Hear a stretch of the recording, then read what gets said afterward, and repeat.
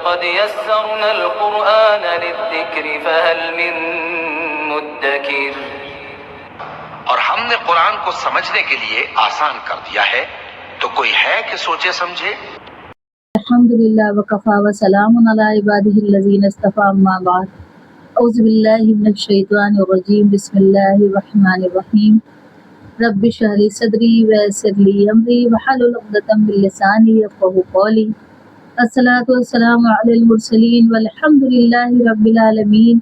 اللہم صلی علی سیدنا محمد وعلی آل سیدنا محمد وبارک وسلم. سورہ بقرہ آیت نمبر 155 میں اللہ تعالیٰ نے فرمایا، اعوذ باللہ من الشیطان الرجیم، بسم اللہ الرحمن الرحیم، وَلَنَبْلُوَنَّكُمْ بِشَيْءٍ مِّنَ الْخَوْفِ وَالْجُوعِ وَالنَّقْصِ مِنَ الْأَمْوَالِ وَالْأَنفُسِ وَالثَّمَرَاتِ. اس آیت میں اللہ تعالیٰ نے کہا کہ ہم ضرور آزمائیں گے، کچھ خوف سے، کچھ بھوک سے، اور کچھ مال کے نقصان سے اور پھلوں کے نقصان سے. اللہ تعالیٰ اپنے بندوں کو یہ بات بتا رہے ہیں کہ اس بات سے پریشان ہونے کی ضرورت نہیں ہے کہ اگر اللہ نے کسی اپنے بندے کو آزما لیا، کیونکہ اللہ تعالیٰ نے کہا ہم ضرور آزمائیں گے. اور آزمائش ضروری اس لیے بھی ہے کہ اللہ یہ جاننا چاہتا ہے کہ میرا جو بندہ ہے وہ میرا بندہ کتنی مجھ سے محبت کرتا ہے، کہ جب اس کو ساری کی ساری آسانی ملی ہوئی ہے اور آرائش و آرام ملی ہوئی ہے، اور اگر کبھی اللہ تعالیٰ کسی طریقے سے اس کو آزما لے تو اگر وہ اللہ سے شکوے کرنے لگتا ہے تو پھر وہ اللہ کی اس بات پر راضی نہیں ہے، اللہ کی رضا میں راضی نہیں ہے. اسی لیے اللہ تعالیٰ کہہ رہے ہیں کہ ہم آزمائیں گے ضرور. اور کس کس چیزوں سے آزمائیں گے؟ کہ کچھ خوف سے، جہاں پر جان کا خوف ہوگا، خطرہ ہوگا. آپ دیکھیے کہ جب انسان پہ کسی پہ ظلم ہو رہا ہے، تو کوئی لڑائی اور جھگڑوں میں مبتلا ہے، تو مسلمان کے لیے تو یہ آزمائش ہوتی ہے. اور کسی بھی طریقے کا کوئی بھی خوف اگر ہے اس کو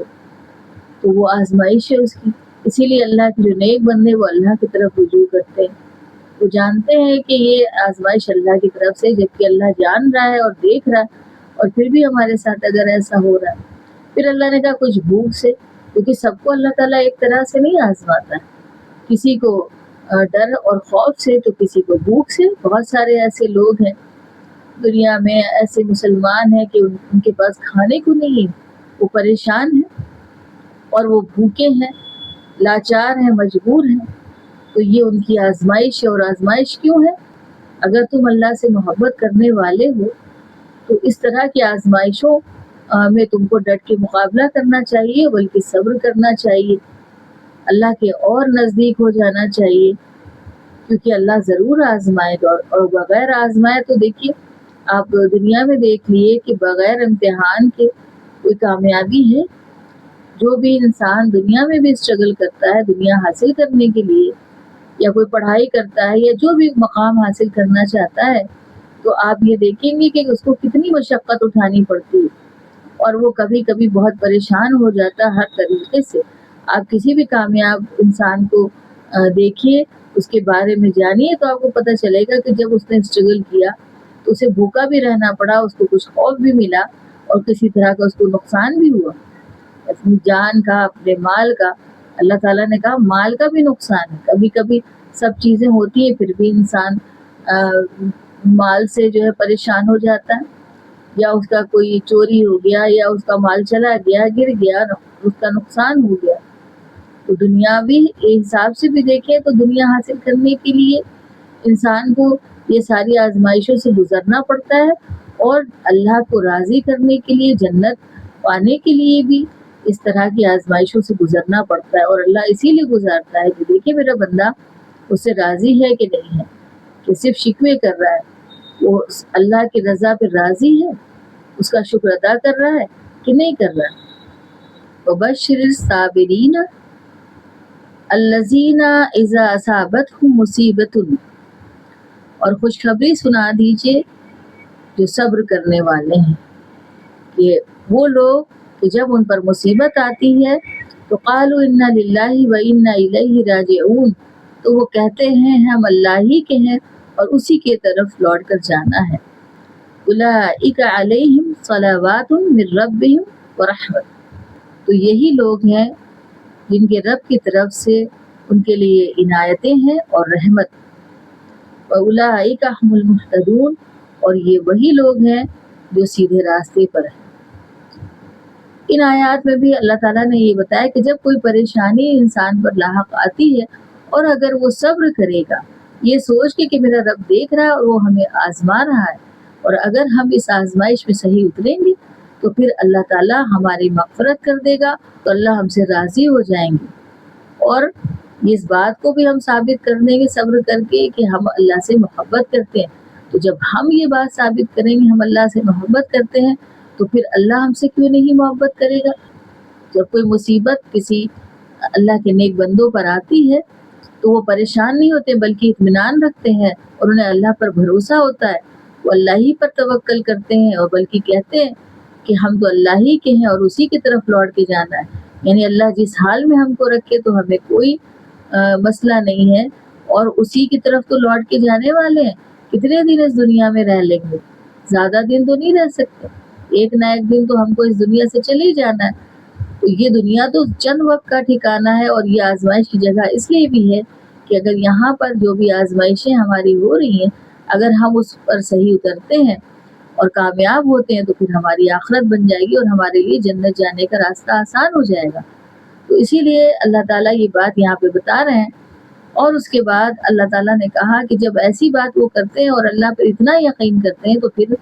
وہ نوازشیں ان کے رب کی طرف سے ہوتی ہیں اور رحمتیں ان کے رب کی طرف سے ہوتی ہیں اور عنایتیں ہوتی ہیں۔ عنایت یہ ہے اور رحمتیں اور نوازشیں یہ ہیں کہ جب بندہ پریشان ہوتا ہے اور آزمائشوں سے گھرا ہوتا ہے اور وہ صبر کر رہا ہوتا ہے تو اللہ تعالیٰ اس کی پریشانیوں کو اس طرح سے دور کرتے ہیں جیسے کہ لگتا ہی نہیں ہے کہ کبھی اس پر کوئی پریشانی آئی نہیں تھی، بلکہ جتنا پہلے دیا ہوتا اس سے کہیں زیادہ اللہ اسے دے دیتا، اسے چین اور سکون اور اطمینان دے دیتا، کیونکہ کبھی بھی کوئی چیز ہمیشہ نہیں چلتی ہے۔ آپ دیکھ لیجئے، نہ غم ہمیشہ کا ہے اور نہ خوشی ہمیشہ کی ہے، نہ دولت ہے ہمیشہ کی اور نہ غریبی ہمیشہ کی، یہ آنے جانے والی چیز ہے۔ آج کوئی پیسے والا ہے تو کل کے پاس سے وہ پیسہ جا بھی سکتا ہے۔ جو اللہ سے راضی اللہ اس سے راضی، تو پھر اس کے لیے جنت جانے کا راستہ آسان کر دیتے ہیں اللہ تعالیٰ اور اس کو جنت کا حقدار بنا دیتے ہیں۔ تو اس سے بڑی رحمت اللہ کی کوئی ہوگی نہیں، کیونکہ ان کے بہت سارے گناہ بخش دیتا ہے اللہ اور ان کے لیے آسانیاں کر دیتا ہے جنت جانے کے لیے۔ تو اللہ تعالیٰ نے کہا پھر ایسے ہی لوگ جو اللہ کی رضا پہ راضی ہوتے ہیں، صبر کرتے ہیں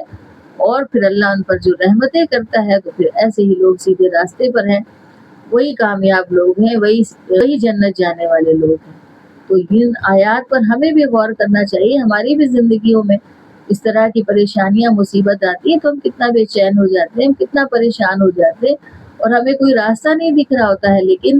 صبر کا دامن ہمیں نہیں چھوڑنا ہے،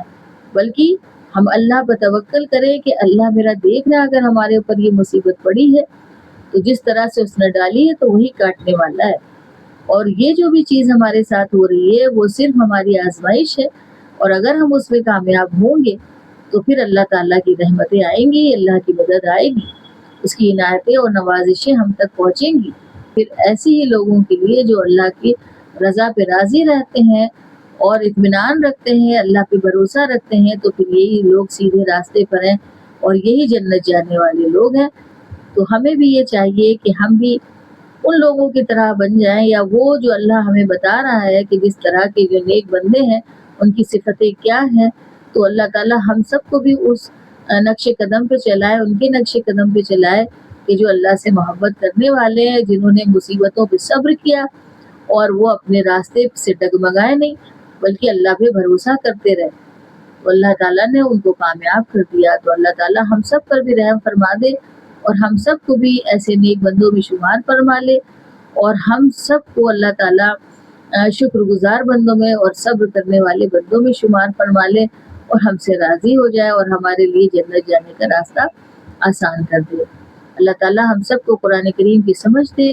ہمیں کہنے سے زیادہ آپ سب کو سننے سے زیادہ عمل کی توفیق نصیب فرمائے۔ آمین وآخر دعوانا الحمد للہ رب العالمین.